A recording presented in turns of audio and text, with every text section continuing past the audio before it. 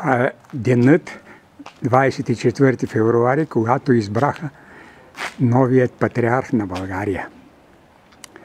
И това е градината на 24 февруари в Николаево.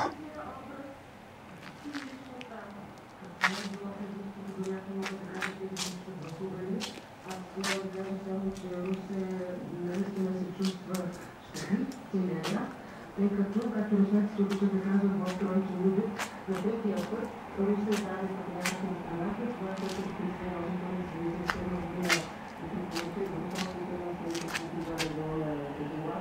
Разстояние от патриаршеския пост след това 40-та година на Християн.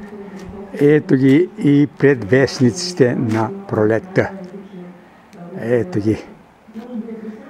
Колко много кукиченца.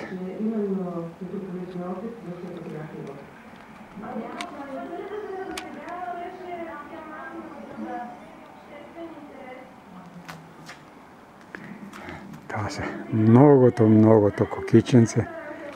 Както казах, предвестници на пролетта вече.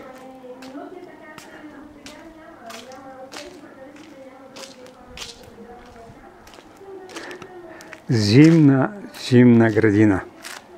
Зимната градина на Николаево.